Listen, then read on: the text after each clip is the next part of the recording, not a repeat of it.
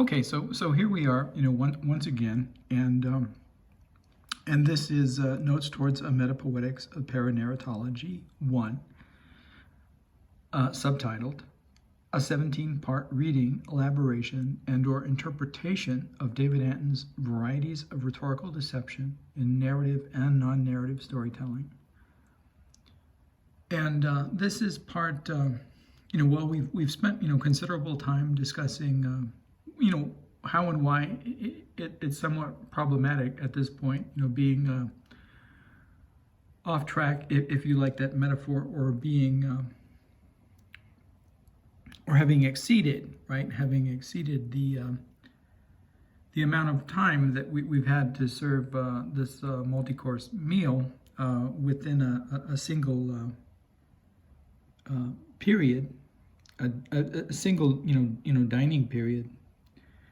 Which you'll recall is a metaphor for class period, and both in terms of the lack of one-to-one correspondence in our bijective function, and in the difficulty of presenting this meal in a single serving or a single temporal duration of the dining experience. We've gotten off track and in a certain sense out of sync with the relationship between the 16 parts of David Antin's Varieties of Rhetorical Deception in Narrative and Non-Narrative Experience, and that 16 representing like the as a signifier, we're just using the letter N in our construction of this 17-part reading as an N+1. So, whether this is part 11 or part 12 or part 13 or part somewhere in the middle, 12 point something, really depends upon your perspective and the context from which you're looking at it, right? So. This is, I'll just say, part 11, and or 12, and or 13 of danger, deception, delusion, Dramatikos, eironicus, Dramatikos, anagnoreikos, Daulis toward Delphi, and Donald's December declaration toward the destruction of democracy. And I won't either paralleptically or apophatically, say too much about the fact that December was an error on David's part, and I'll elide most of that. And then I also anticipate that we won't get much further probably than the completion of reading, elaborating, and interpreting David's recounting of the version of Oedipus that's related in Sophocles' play, Oedipus the King, and because of that, we'll probably need another installment, to continue, what for David is part 11. That we can clearly define numerically with the value 11. For David and his performance, his discursive performance of his reading, elaboration, and interpretation of Oedipus the King, Sophocles' version, and Aristophanes' The Smile of the Sphinx. This is clearly part 11. And unproblematically so, right? But for us, because of what we've already explained about, getting derailed in terms of our bijective function, or in terms of that model of perfection that's provided by the class period as multi-course meal. We've strayed from we've strayed, under the conditions of both of those metaphors, right? From the teleiosis, both as perfection and completion, and in a certain sense, perhaps I don't want to engage in this digression too deeply here, but perhaps in a certain sense, the idea of finishing that, and presumably if one finishes, one must have begun somewhere, right? Also belongs to this metaphysics of what constitutes duration, and therefore for what constitutes the idea of what is a whole, and how it might be organized in relationship to its parts, which is that digression would certainly be interesting, but given the fact that we're so far behind and so far off track already, let's elide and omit it as a paradigression, in addition to eliding and omitting it here in Notes Towards the Metapoetics of Paranarratology 1, a 17-part reading, elaboration, and or interpretation of David Antin's Varieties of Rhetorical Deception in Narrative and Non-Narrative Storytelling, Part 11 and or 12 and or 13, Danger, Deception, Delusion, Dramatikos, Eironicus, Dramatikos, anagnoreikos, Daulis toward Delphi, and Donald's December Declaration toward the Destruction of Democracy. And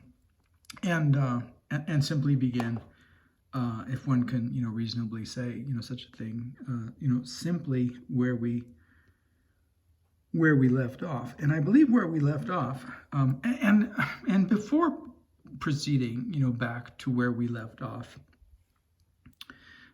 in this discourse, I want to remind my audience and the readership that I'm not recounting and elaborating and elaborating upon and interpreting, right, either Sophocles' Oedipus Rex or Aristophanes' The Smile of the Sphinx.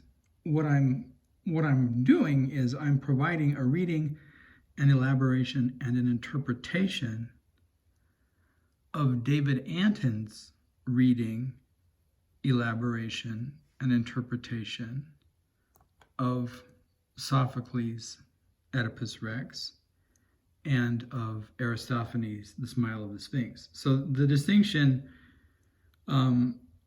I think, is relative to the overall, dynamics of, what we're trying to accomplish in this series, from the very outset, right?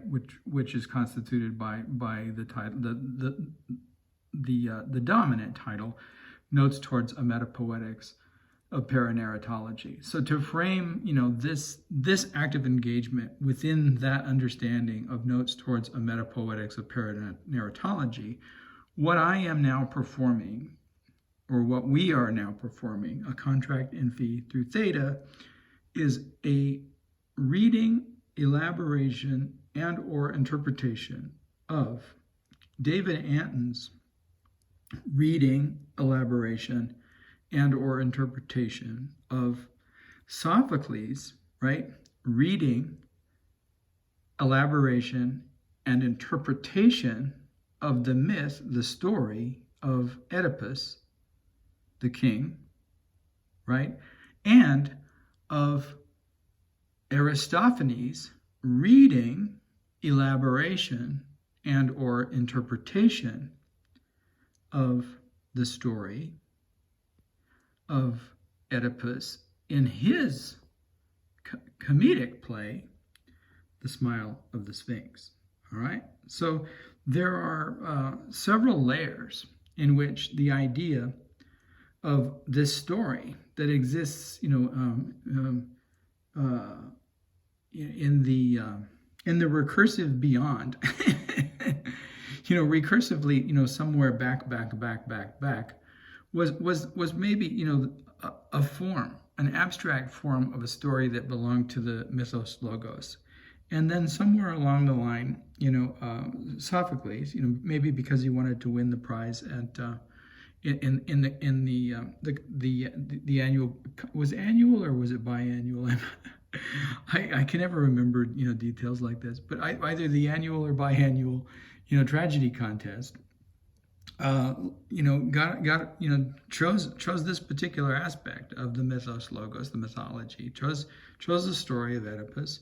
And he thought about it, which was a kind of reading, and then he elaborated upon it, which was a kind of planning or outlining, and then he interpreted it and he wrote it down, and then that was the play, right? So he performed an act of reading, elaboration, and interpretation of this story that most of the Greeks that came to this contest, the story would already have been familiar to them, and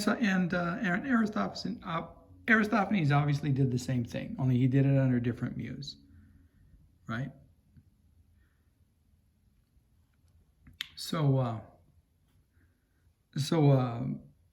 Sophocles did it under under the wing of the muse Melpomene, the muse of Greek tragedy, and Aristophanes performed his reading, elaboration, and interpretation of this story under the guidance of the muse Thalia, and depending on what muse one chooses, the not only the form but the very elements of the content of the story, right? If they aren't determined, right, by the selection of the muse, they're certainly informed. Their shapes are certainly informed by the selection of the muse. So you can't really tell the same story, or you could say this: somewhere in the recursive distant past. And now I'm gonna because it sounds like I'm still speaking in my voice, because I began with a discussion of the distinction between what I'm performing here as a reading of Sophocles and what I'm performing here as a reading of David Antin, reading, elaborating and interpreting Sophocles. But I want to switch, and make clear that somewhere along the course of my narrating and unfolding, right, of these distinctions, I lost track of the fact that what I'm saying at this point is actually what David Antin articulates, right? That he goes and this particular segment of David's discussion is a segment that we omitted or elided, right, or prolepted over in our account of and our reading of David Antin's reading, elaboration, and interpretation of these two Greek poets, these two Greek dramatists who are poets, earlier. So when we began recounting, right, recounting David's recounting of these stories and we haven't gotten to the Aristophanes yet, but of Sophocles, I elided or omitted the fact that David makes a point about the fact that these stories were already familiar, right, to the Greek audience, to the demos, and that the symphonia, through which these stories are put together, both Sophocles and Aristophanes, right, are readings, elaborations, and interpretations of this perhaps story that belongs to an oral tradition, but in a certain way falls within the construct of a deeper grammar of this familiarity, that belongs to the mythos logos, to the mythology, right? And so the symphonia, which is different, and is orchestrated differently according to what muse you choose. And if say Homer, he says, David says, say Homer had chosen instead of choosing the story, the myth of the Iliad and the Trojan War, and choosing as his hero in the second epic, that he produces, the story of Odysseus and his struggle to return home, and all of the narrative entailments that story belongs, that belong to that story. He says, well, imagine that Homer had chosen instead of his hero being Odysseus, he had chosen Oedipus. Well, the conditions under which as a poet, right, he's subject to, as he belongs to the muse Calliope, would produce an entirely different narrative account than is produced either by those conditions under which they're produced for Sophocles, given the direction of the muse Melpomene, or for Aristophanes, given the direction of the muse Thalia. And David says, and I'm not going to discuss that because that's not available to us, because and then he laughs, and so we're out of sync here because he's not laughing, because he says, because what we have from Homer is this account, this epic account of the journey of Odysseus home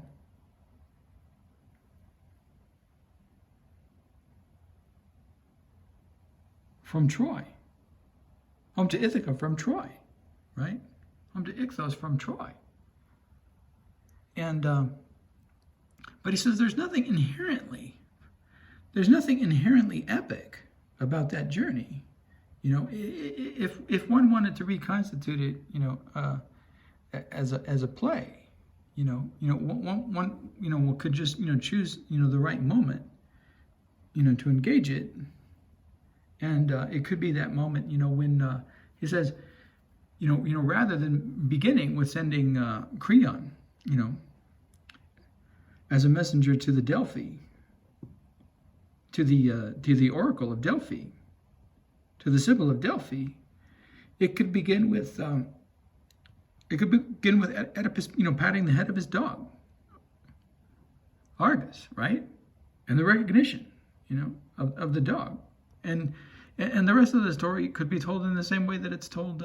If you wanted to do it as a tragedy, you could tell it in the same way that, or similar way, right, that Sophocles tells the story of Oedipus, because all of these events, are narrated, right? All of these events that are narrated by the messengers and by memory and the recountings and the admission that Oedipus, provides to Jocasta. They all happened in the past. So there are these recountings. So they're memories that are recounted, in the present, and it's a way.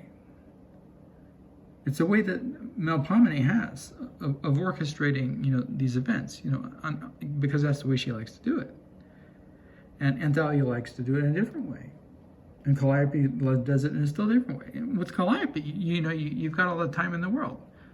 And nothing really has to go here. Like, you go from island to island, and whatever happens on that island, it's like whatever happens in the Kremlin stays in the Kremlin, right? That joke from he has to space time travel forward to this movie, this Bruce Willis comedy. What's it called? Reds or Red? I think there's a part 1 and a part 2, and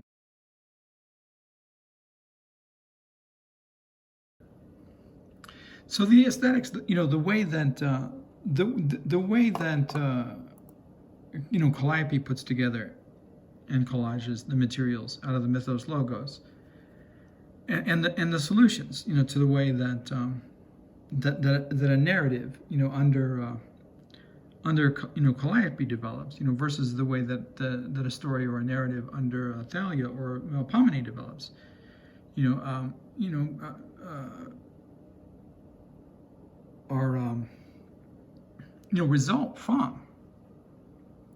Result from the restrictions and lack of restrictions that belong to each of the domains of those tellings. And Greek tragedy is restricted in time, and because it's presented on space because I jumped into the future there, because it's presented on stage, it's also restricted in space in a certain sense. And all of these paralepsies are, in fact, motivated by like what's coming, right? I said sense, and I said set, and I meant sense. But what I'm moving toward, right? These are like, parapraxis of what I'm about to say in the future, but not much, just by a couple of seconds, right? So this is kind of amusing. David doesn't perform these parapraxis. Here I'm like imitating, and this is, stepping out of David. I'm imitating Oedipus, and his parapraxis, giving him away, like that he really is the criminal in Aristophanes' version, unlike in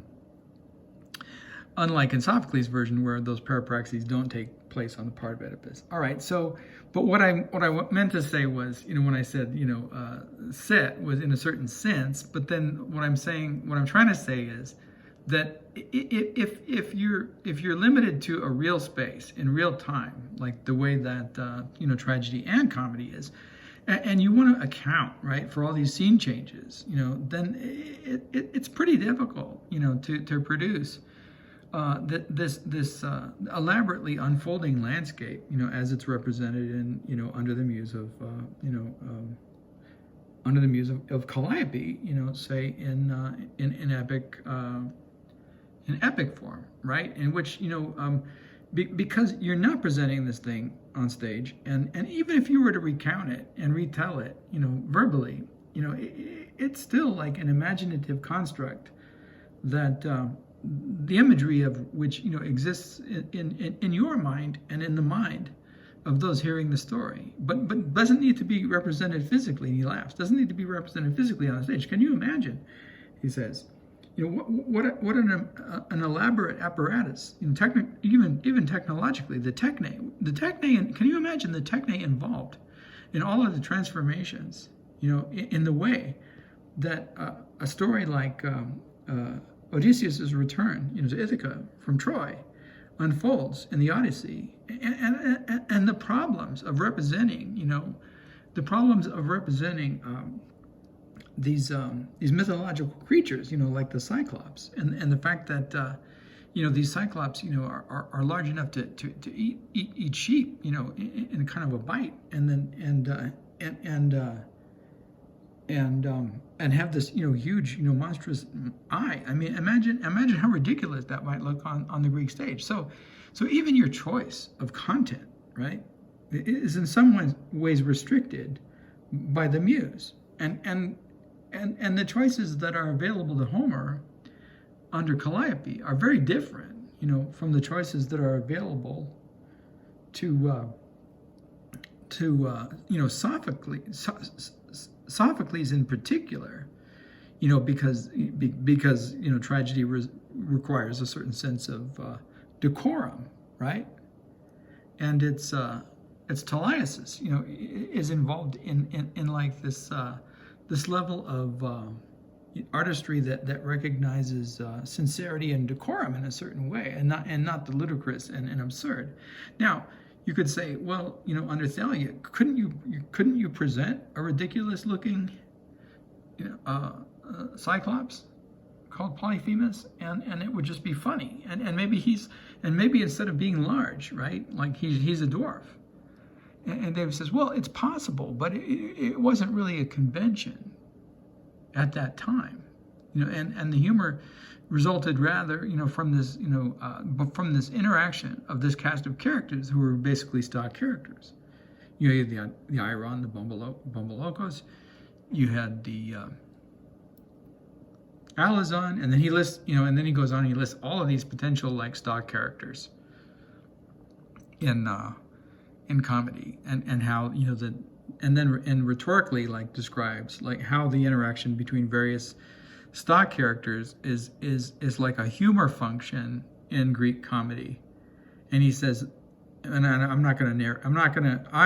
breaking out from David. I'm not going to read, you know, elaborate, recount, and interpret all of that. But we're just going to leave that, you know, we're going to, you know, elide that, and then, you know, move on to, you know, what he says. He says, and you can imagine that you would have this like sort of physical humor, this physical comedy, right? That in which, you know, someone like Aristophanes could bring, you know, Polyphemus, you know, to the stage, and maybe like, you know, a very small person, or maybe could, you know, be played by like maybe not even, you know, maybe not even you know, played by an actor, you know, maybe he's, you know, this giant cardboard you know, figure of Polyphemus. He says you can imagine such a thing, but it's just not the way that it was done. You know, you have to wait for Alfred Jarry, he says, for stuff like that to happen. Now, by the time you get to Alfred Jarry, that becomes possible, because there was already this tradition, right? There was Punch and Judy, he says, you know, and there's this tradition of the Grand Guignol and you know, the horror show, and there were various traditions out of which, you know, and puppetry. And there was various traditions and puppetries out of which, you know, you can imagine a humor and a kind of absurdism, you know, resulting from the disparity between like what a terrifying, you know, monstrous giant like is supposed to look like and produce, right, as an example of the sublime or the horrible or the terrible or the terrifying or the grotesque. And the ridiculousness of its representation in this cardboard cutout, you know, and that could happen in Alfred Jarry, and it certainly happens in the way that he depicts like knights and characters on horses, right, on these little hobby horses, or on these little like stick figure horses. But he says, but that wasn't, and you can imagine a comedy such as this, but it didn't exist. It didn't exist for Aristophanes, and so, you know, we have to say no. So, you know, even though you can imagine a comedy in which, you know, Aristophanes could draw from a larger domain, right, of stories, then Sophocles could certainly draw from under the rules of decorum, which weren't there, right, in the kind of like transgressive, parabasistic, you know, presentation of Thalia, you know, in Greek comedy. But nevertheless, you know, there were conventions, and the conventions might not be laws and rules, you know, that if violated, you know, are going to bring a plague upon Thebes, like in the way that, you know, Trump's violation of the Constitution, you know, has brought a plague upon our democracy in the years from 2017, you know, or, you know, probably earlier than that, he says, probably earlier than that, probably from the time that he began, you know, plotting his rise to power, you know, who knows what year, you know, but it says at least in the years, you know, between 2016 and 2024, right, is a violation of, in a certain sense, you know, the sacredness of these American institutions. That's not, you know, entirely unlike, right, the spiritual plague that devastates Thebes.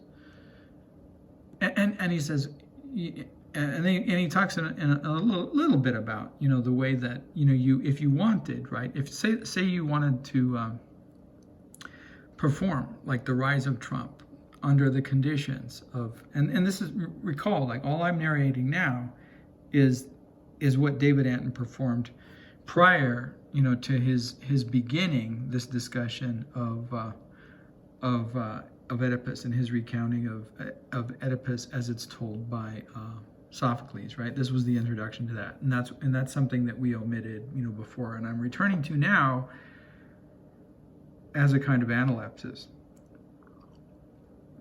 And he says, you know, so let's look at there's another way of looking at this idea. Say you were going to perform. Say that you know the conditions under which, you know, comedy is organized by Thalia in ancient Greece, right, are the conditions under which you want to present and you know, present on stage a performance of Trump, you know, and and his fascist rise to power, and this comedy of imbecility and the horror, right, of this malignant and stupid man, right, presenting himself as an Alazon. The conditions under which you would present this comedy, if you wanted to do it with the materials that were available to Aristophanes and the terms of these stock characters,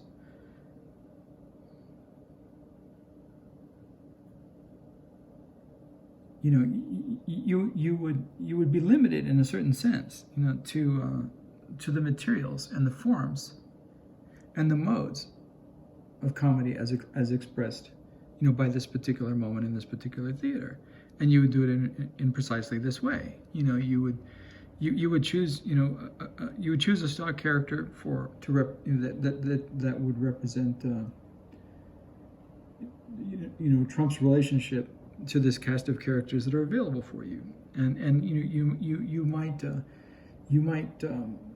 cast him in the role of Alazon, or you might cast him in the role of Bombolokos, or you might somehow fuse those two roles. But then you'd necessarily need like some kind of an eiron, right? And then he goes on and he elaborates all the ways that you could possibly orchestrate this, and then a number of outcomes in the way that this comedy would proceed. He said, but if you wanted to do it in this way, say that Alfred Jarry might have done it, it's still going to be a farce. It's still going to be a comedy, but it's going to have a completely different shape. And you're not limited to you can invent whatever type of character you want. You're not limited to this cast of stock characters, he says. But in a certain way, but you still have restrictions and limitations because you still belong to this kind of theater, right? And he says, so Trump could very easily be a cardboard cutout, or a representation, or a kind of Ubu-like figure, if you wanted to do it in this pataphysical theater, and then he talks about the correspondences, the psychological correspondences, between a figure like Ubu, and who throws his conscience into the gutter, right, or into the sewer, and Trump, and he says, it would be very amusing, to do it in this Alfred Jarry way, but it would develop, again, just like the way that.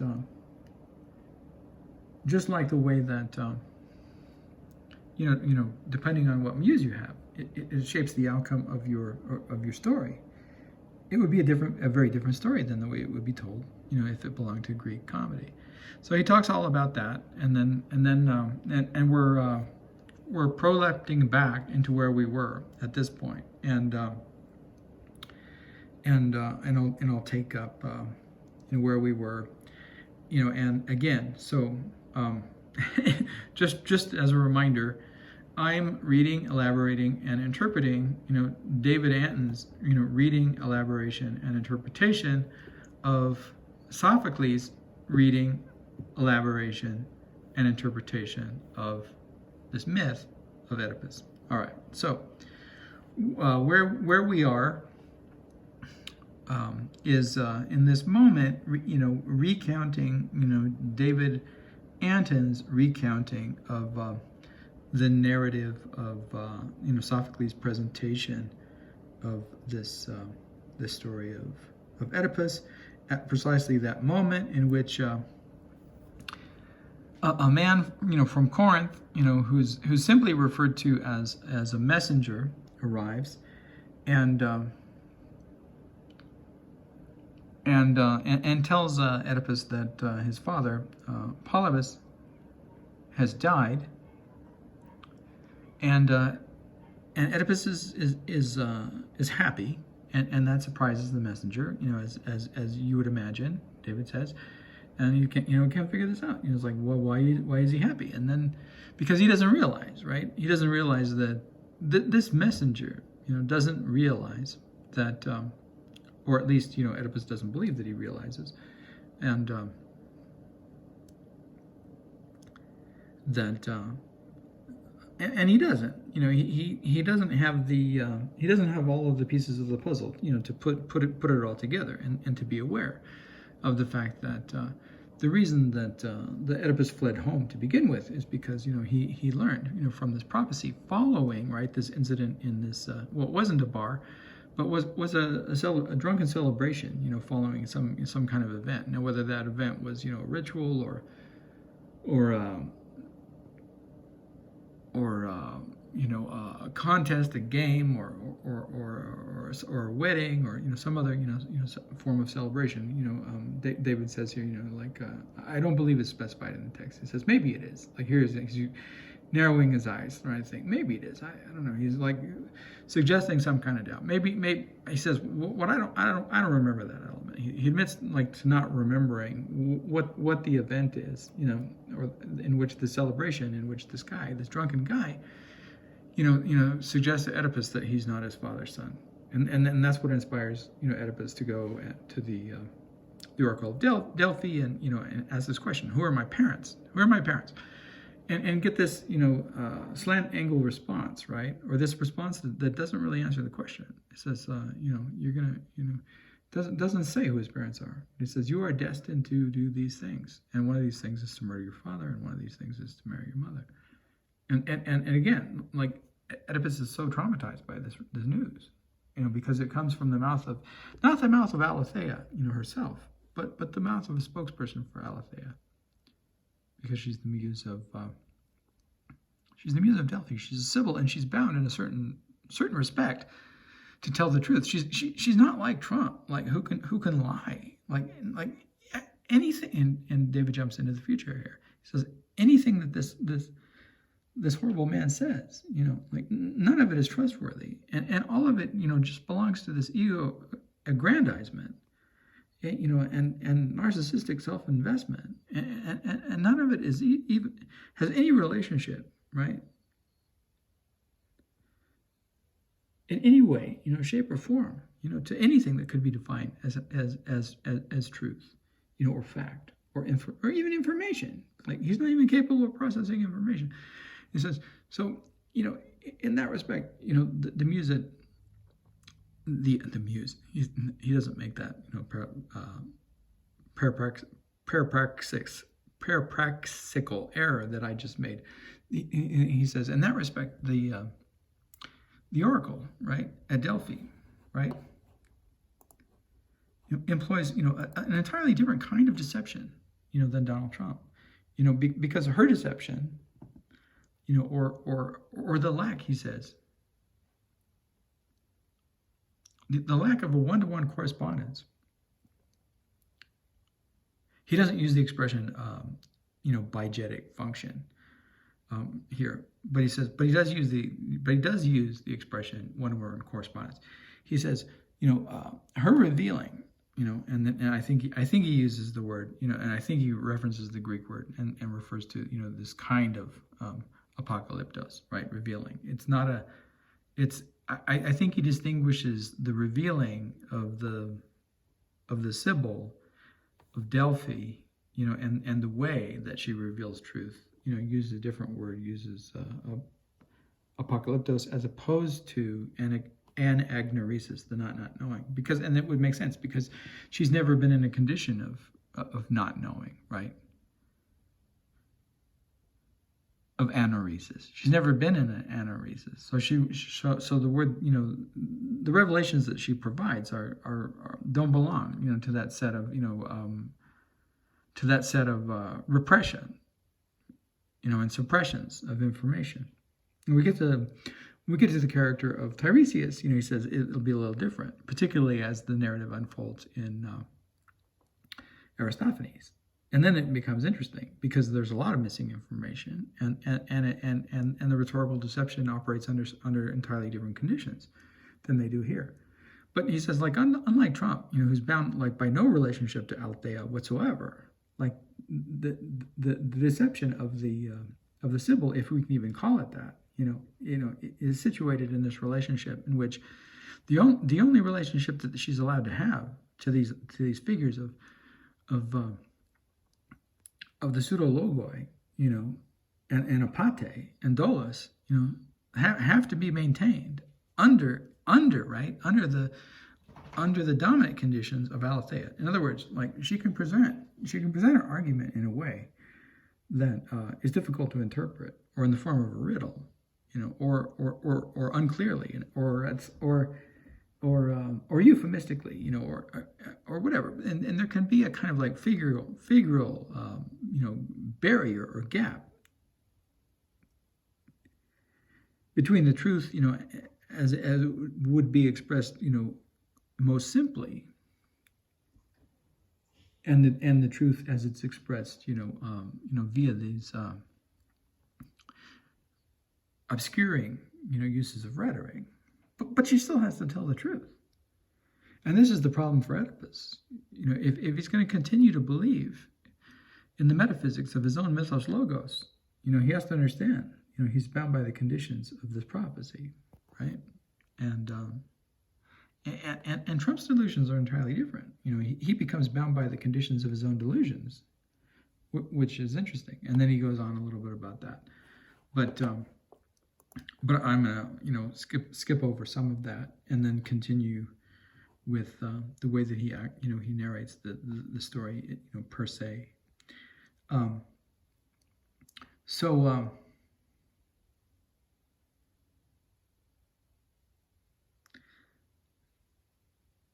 So having received this information from this particular messenger, part of those concerns that Oedipus has, David says, are removed, because he knows he's not going to kill his father, because his father's already dead. He says, but he's still worried about about this prophecy involving incest with his mother, because his mother Merope is still alive, right? And so he's still concerned.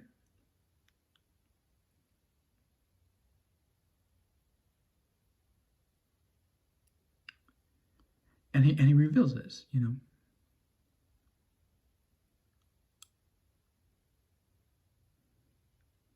And this messenger, here, and David points out, here this messenger has no name. He's just called the messenger. And this is going to be one of the conditions which distinguish this way of telling from the way of telling that belongs to comedy and Aristophanes. Because in Aristophanes, he does have a name. And he's called Dramatikos. His name is Dramatikos. But here he's just the messenger. He's just the angelos. And so this messenger, he says, well, don't, because Oedipus says, like,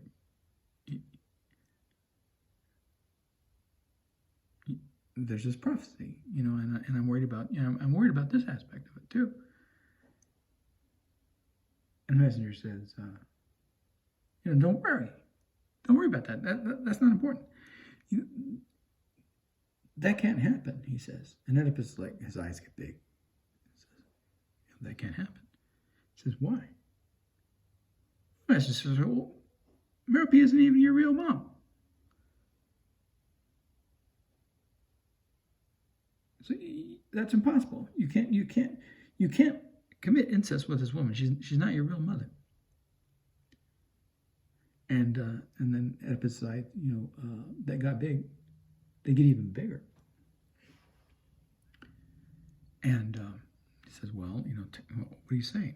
And the messenger then, who has no name, in Sophocles' version,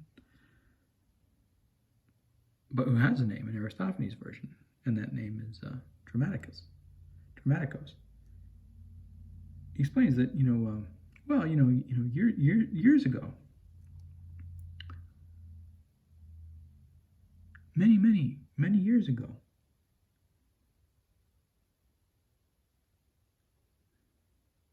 I was tending my flock. I was tending my flock on Mount Citharan.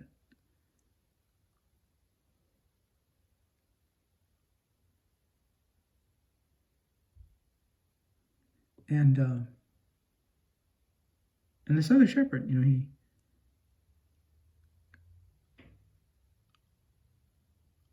he brought me got me an infant.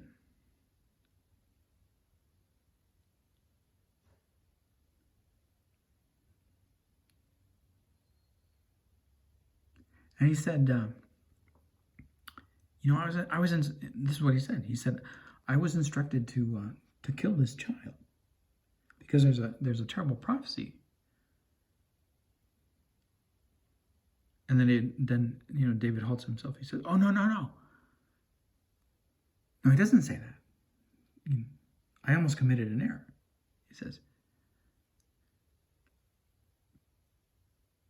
Because this other shepherd, he doesn't know why. He doesn't know why he was sent out to murder this child. He's just following orders. He's like a good king's man, right? Like all of those Nazis that contributed to the extermination of human beings.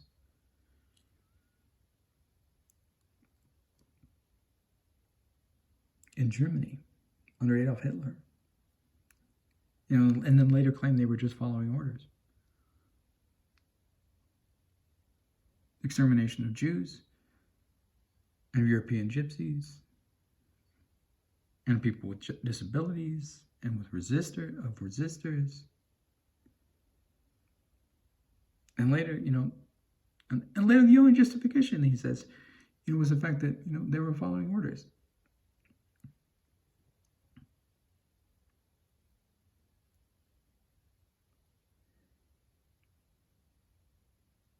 And this shepherd from the household of Laius was the same.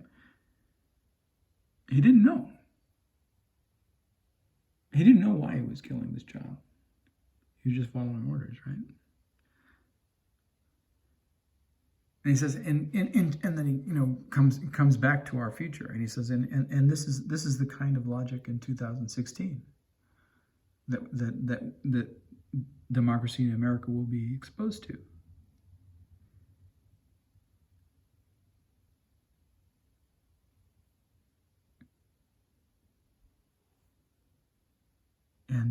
And if a tyrant like Trump says that he won the election,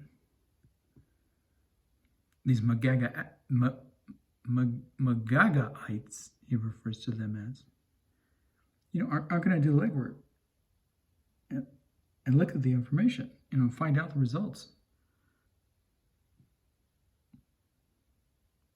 They're just going to follow orders. Well, Trump says he won, so he won. We want him to win. He says he won. He won. And information won't matter, right? And no questions asked.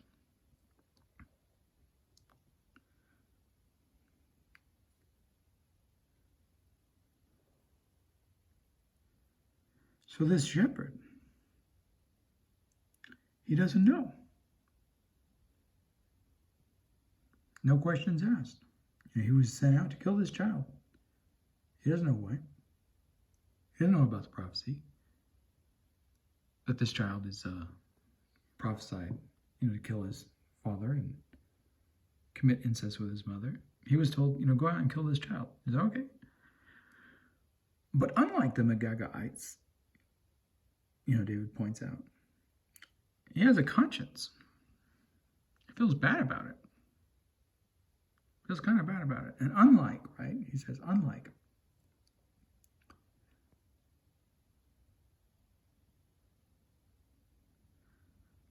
these Nazis in Hitler's Germany, or maybe there were some, certainly not many, he says, but that had, come to understand the horror of these deeds and retained an aspect of human consciousness and dignity and an understanding of what was right and wrong, and said, hey, I'm not going to do this. This isn't. And if there had been enough individuals like that, he says, if there had ever been enough individuals like that, even if they had begun, simply following orders, but that allowed themselves, to encounter, right, the horror of what's being asked of them, then a lot of human destruction would not have happened. And not just in World War II, right? Not just in Hitler's Germany, but in the days of our future, 2016 to 2024 as well, right? He says, so at some point, he says at some point this first, this shepherd, that was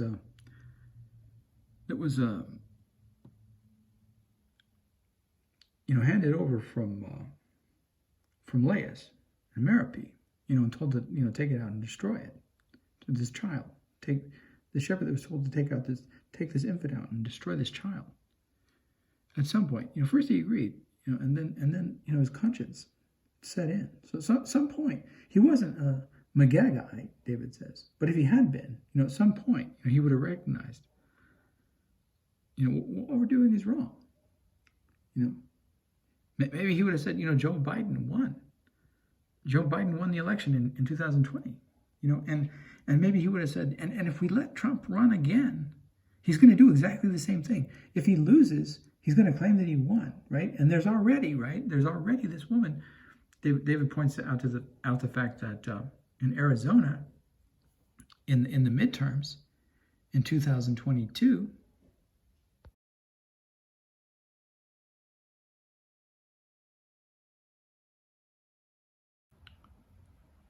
he points out that in this governor's race, in the midterms in 2022, that this Democratic candidate, for governor of Arizona, Katie Hobbs, wins the results of the election.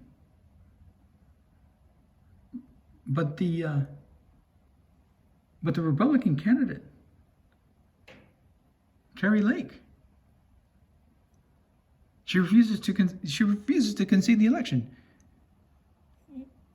Just like Trump in 2020. And in refusing, she creates a situation, right, in which the Magagaites, are inspired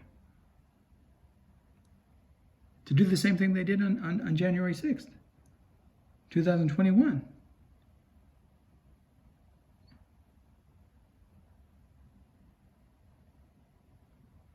And perform, these actions of violent insurrection, because now it's a model. Now it's become a paradigm, because it was performed by Trump. It's performed by their Magaga Dada. If we want to compare him to Ubu, or whatever he is. And this is a model now. This is a paradigm for the Magagaites. As if you win an election, just deny it. And whether you really believe that you won and you're self-deluded, or you're pretending to be self-deluded, it doesn't really matter. You just don't concede, right?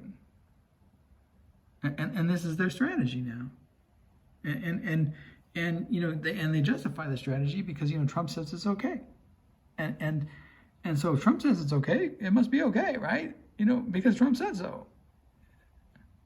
And this is their relationship to this guy. Like it's the relationship that you have, like with a cult leader, right? That you don't question anything. If Trump says it's okay, it's okay. It's okay. You go to the Capitol, you murder some police officers. It's okay. Because I said so. It's like, I want Carrie Lake to be the governor of Arizona. So she is. Election results come back, says she isn't. Oh, who cares? Doesn't matter because I say she is.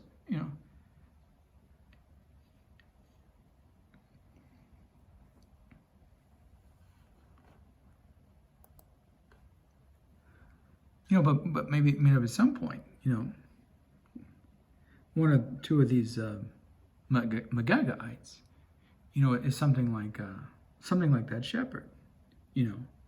Who received the infant from Laius and Merope and says, this isn't right. I'm not gonna follow this paradigm. And participate in this insurrection. over this flimsy candidate, with these bizarre ideas named Carrie Lake when she lost the election. And just because Trump says that it's okay, it's not okay. It's like what Hitler said to do wasn't okay either, even though he pretended to be the father of the country and used that word, right? Führer, father. I'm sure that, David says, I'm sure that for many Nazis, this was great, and this was a great and glorious project as well. But what did it really represent? Death and destruction, obliteration of humanity, unimaginable horror, tyranny and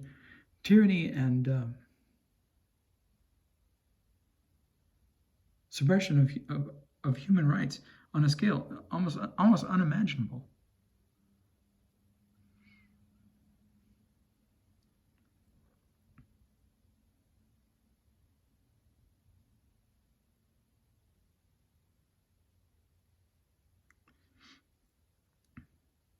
So this first shepherd, he brings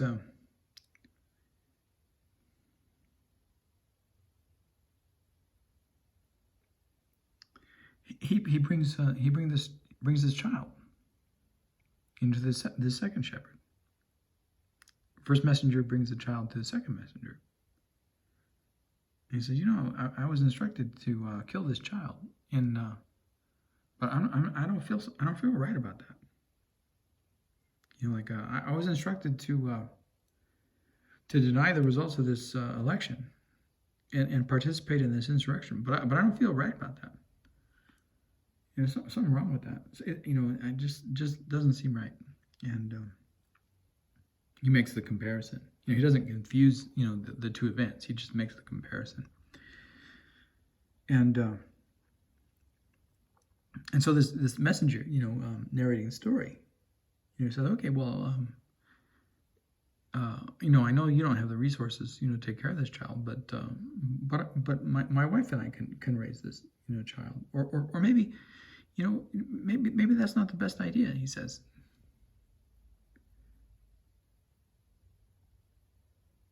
maybe I can find a home, comparable, to the wealth, that this child would have experienced. If he had been allowed, to survive, that he would have experienced had he been allowed to survive under the roof of Laius and Jocasta, right? As the child of this king and queen, and so. So the second shepherd, the second shepherd is also a messenger.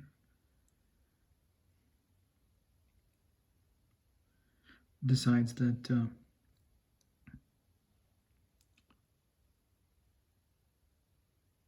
who in Corinth represents wealth like that, other than Polybus and Merope? So he brings them the upfront. And he says, this is a child. He doesn't tell them a story,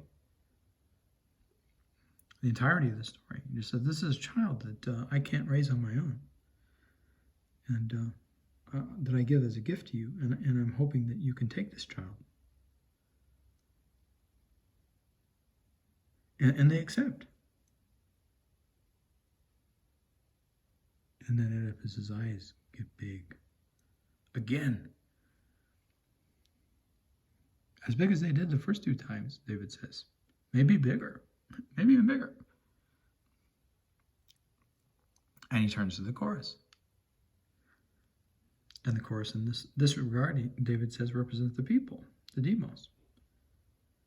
And so he's asking, when he asks the chorus, he's basically asking, the entirety of the people of Thebes, everyone. So it's like sending out a message, like sending out a flyer. Like, does anybody know? Right? But he can do this because in this representational domain, we understand that the chorus represents the entirety of Thebes, the demos, the people. And he asks the chorus. He says, "Does anybody know? Who the other shepherd is?"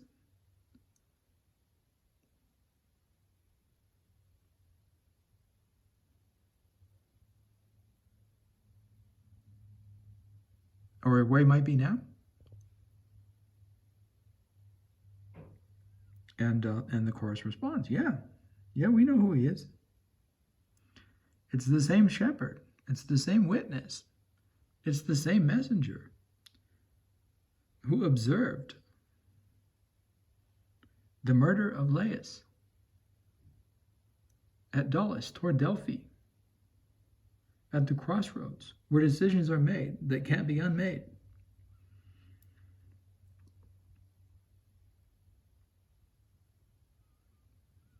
And at that point, Jocasta, Oedipus' true mother, right? David says, she realizes the truth, and she tries to convince Oedipus to stop asking any further questions. Okay, that's it. Let's stop there. And Oedipus refuses. He says, "Well, no, I've still got a lot of questions. I want to find out how to put all these parts of the story together."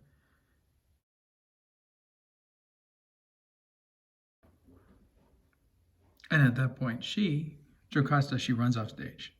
She's terrified, utterly terrified. And Oedipus is still having a hard time putting all this stuff together, or resisting, right? I can't be the source of all of this destruction and doom, and I'm a good person.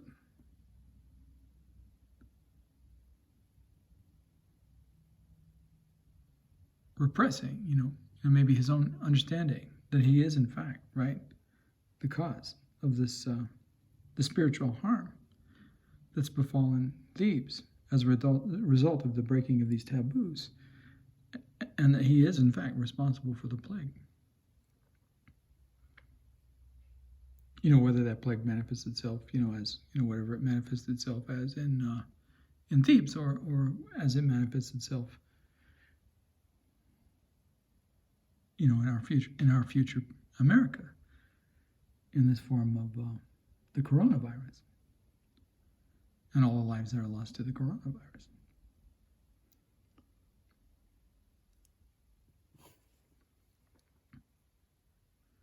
And then the second messenger arrives, who's also a shepherd. And Oedipus, he tries to question him, but this shepherd doesn't want to have anything to do with Oedipus. From the first moment that he sees Oedipus, he doesn't want to have anything to do with him. He's like, please, just let me go home. Just let me, go back to my sheep, tend my flock. But Oedipus won't let up. He won't let in. He keeps, pressing him. And finally, Oedipus says, because there's a bit of a tyrant in Oedipus as well, just like there was in Laius, and he's willing to do anything, and he's willing to do anything, supposedly, right? Supposedly under the authority of aletheia, truth. He wants to know the truth, and that's what his justification is. But really, what he's holding out for his own innocence.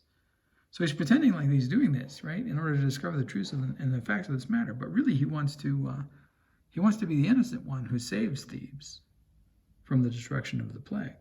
He doesn't want to be the guilty one who's the cause of the plague to begin with. And so he presses on in this tyrannical manner. He says, if you don't talk to me, I will either torture you until you do, or if you fail under the conditions of torture to reveal the truth, I will have you murdered. I will execute you, as is my authority as king of Thebes. And so finally, this shepherd, right? He tells a story, and in the story, in the discourse that he provides, and the recounting that he provides, it's revealed that the child that he gave away, the child was Laius' son, Laius and Jocasta's son.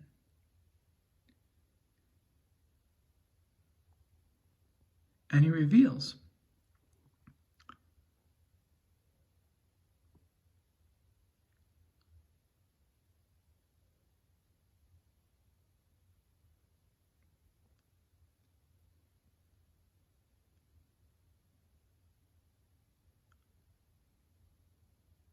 that he wasn't just following orders,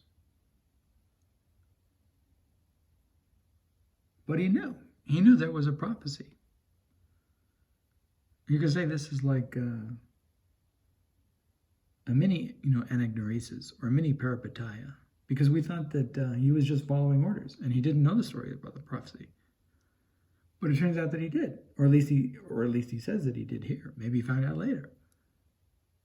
Maybe he still had contact with the family of Laius. We don't know. We don't know because we just have to take his word for it.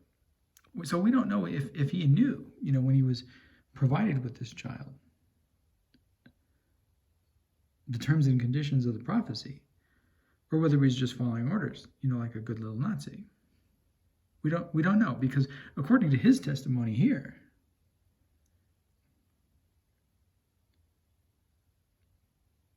he did know.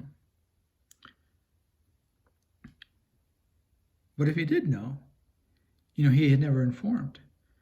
He had never informed that second shepherd, which seems to be a kind of problem in the rhetorical construction, right,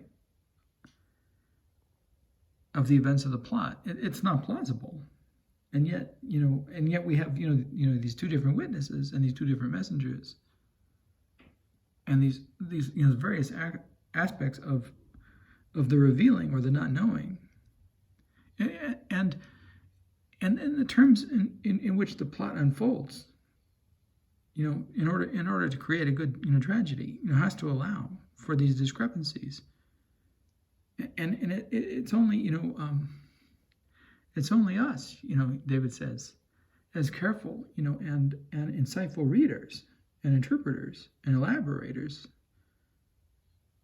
of such pieces, that can identify and point to discrepancies that lie within the story, and within the spaces in which multiple frames of knowing and not knowing, collide with multiple frames of, varieties of deception, including self-deception and masked truth, as expressed by the Oracle Delphi, or misremembering. We don't really know whether this witness knew from the outset the reason that he brought this child into the wilderness to expose it, to kill it, or whether if he learned that later. And we'll never know that. But we can point to elements of the plot and discrepancies in the stories, and point to our understanding of a real world scenario in which events seem unlikely, and make speculations about what might have happened. And all these speculations are part of the process of coming to an understanding and interpretation, part of the human hermeneutics that we bring to our understanding of story as it relates to all of these various subtly constructed interactions of tellings and witnessings and bearing witness, right? And if we didn't have that ability, we wouldn't be very good readers of the story, and we would just take everybody at their word, and we know that can't be true. And that can't be true in a variety of complex ways. He laughs. And so we're a little off because he's not laughing here.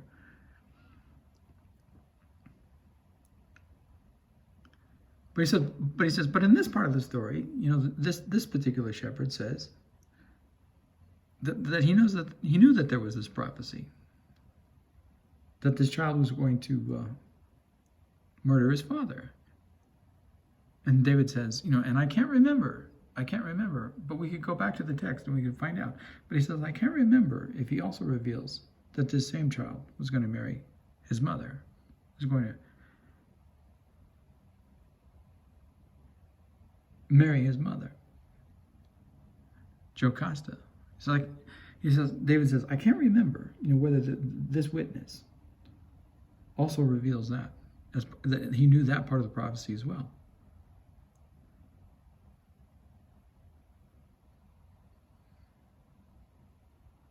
But we can go back. We can go back to the text, and we can determine whether he reveals that as well. But we still don't know if that's the truth, he says. Even if we go back to the text, we still don't know whether his account is the truth, or when that he learned it.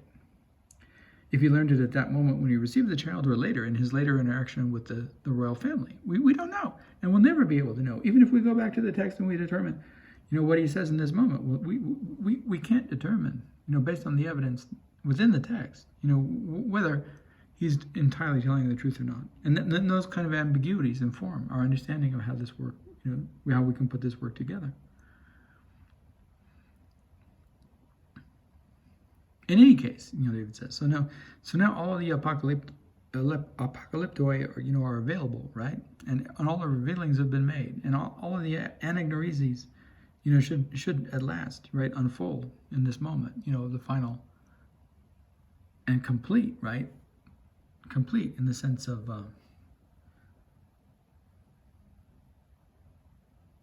the teleiosis, the perfection, right?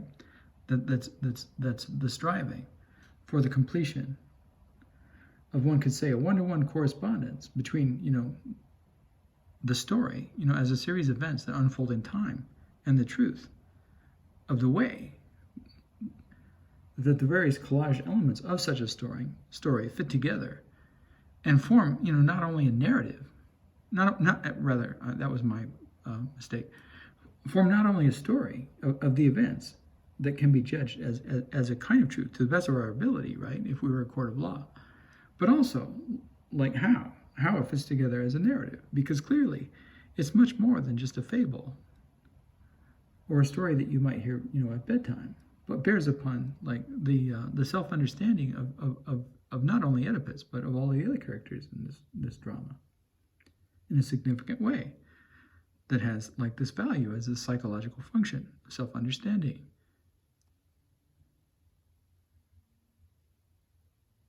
And the confrontation of this subjectivity with an understanding of in this case, his own identity, and the possibility of this tremendous change, and the tragedy in this instance, of the change that self-understanding actually represents in relationship to who Oedipus is. I'm not the hero that saved Thebes from the plague.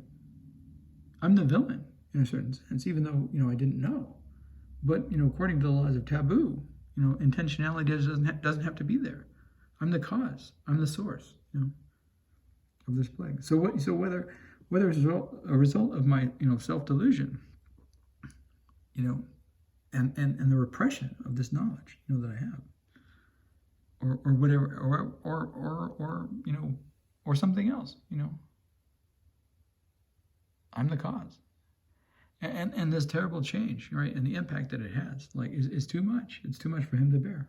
Just like it was too much for Jocasta, and she has to leave the stage. And of course, his solution is slightly different. And then you return to that symbolic relationship that he has with Tiresias, right, the blind seer, who accused at the very outset, or toward the very outset of the play, accused Oedipus of being blind. And that now, suddenly, the revelation of the truth of what Tiresias said, who he had accused, right, of being a profiteer and profiting on the, and it turns out, Tiresias is really nothing like Jeff Bezos. He's not profiting on this at all. His actions have been noble from the very outset. And then David switches into her. She's the one, in a certain way, who's attempted to reveal the truth from the very outset. And as we said, David switches back and forth from he and her, but we can just say, and as I promised earlier, we can just use the pronoun they. And he realizes, they were right. Tiresias was right. They were right all along. I was blind. And then, as kind of, symbolic justice, Oedipus blinds himself in recognition, and in blinding himself, he's submitting to the judgment of Tiresias. He's submitting to their judgment and recognizing the truth of their judgment from the very outset.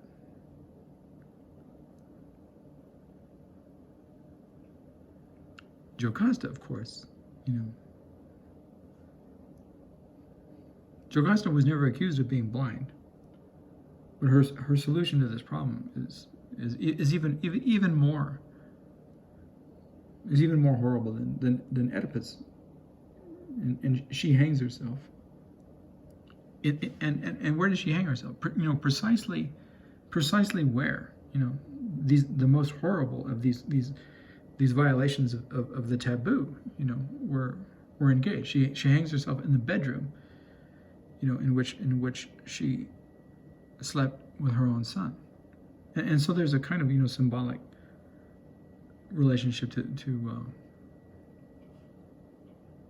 her self-judgment and self-incrimination as well, right? That relates back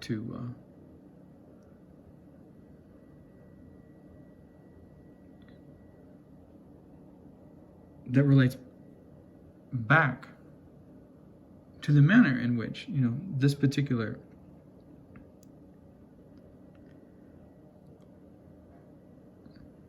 sacred violation doesn't require an understanding of intentionality, right? In order to be a crime. One is guilty from the act, not from the intention or knowledge that one has committed the act.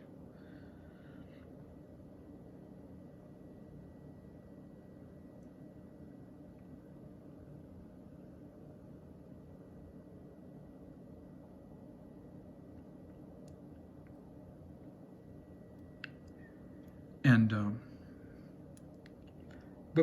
then David goes back and recounts the story from a different perspective. He said, of course Oedipus doesn't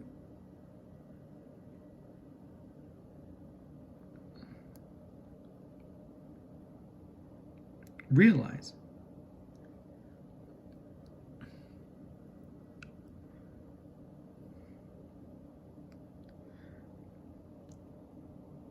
the truth of what Tiresias said, until he encounters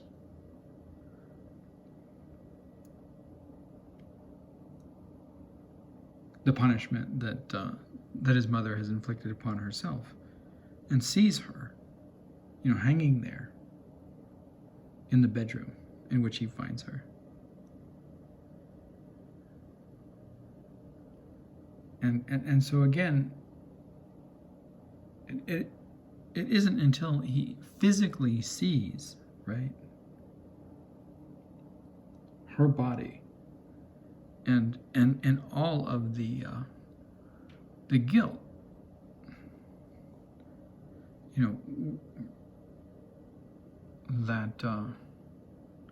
that the image, right, of this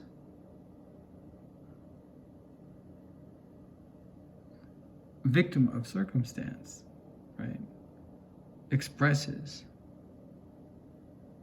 in this scene in the bedroom, hanging.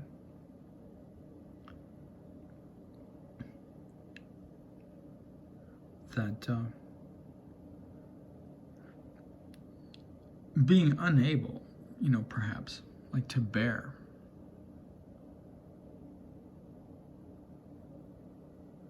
the trauma of this sight, and particularly compared to what it must have once represented to him, her body as the body of a lover, and being unable to bear that discrepancy and that horrible distance, that the full weight of Tiresias' judgment comes upon him, and he inflicts his form of self incrimination and judgment by blinding himself. And then David points out that prior to that, it had been who knows, David says, what had been Oedipus's intention for himself. But it had been his intention for Jocasta to murder her,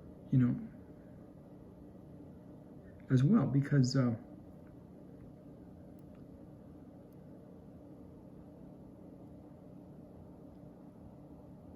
because before he enters the bedchamber, David points out, Oedipus had called on his servants and demanded a sword. And it appeared that his intention was, discover, his mother wherever she might be, and to murder her, in addition to murdering his father. And it's only when, David reiterates, because he's already made a point of this, but he reiterates, I guess, just to underscore it.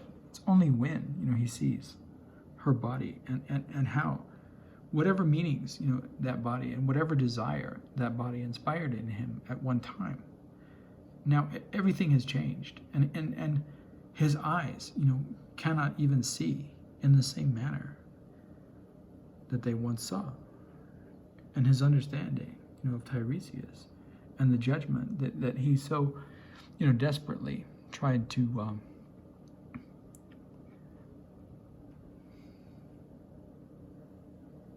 the judgment that he so desperately, tried to elude and escape, come back to him, fully and completely, in a strange way, right? As a kind of telesis, the perfection, right, of the truth in this horrible form, the horrible form of the perfection of the truth, in the completion and finishing, right, of bringing the parts of the story together.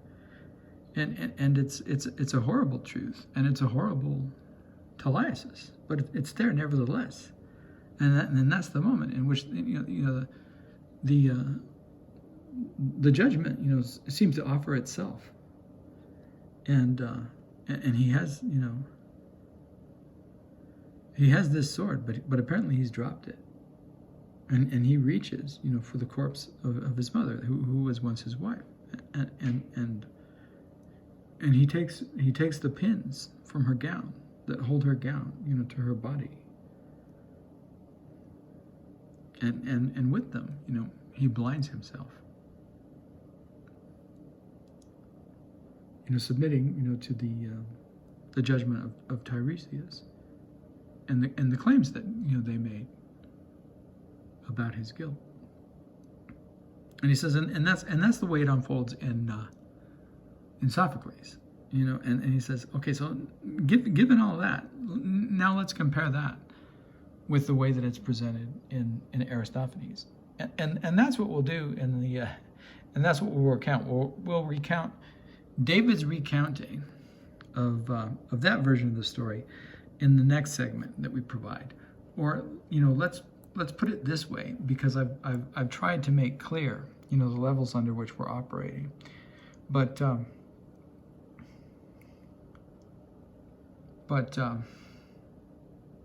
let's make it clear exactly what we'll be doing in the next segment. So, in the next segment, we'll attempt to read, elaborate, and interpret David Antin's reading, elaboration, and interpretation of Aristophanes' reading, elaboration, and interpretation of the story of Oedipus as it belongs to this discursive domain that we're referring to as mythology, or the mythos logos of Greek culture.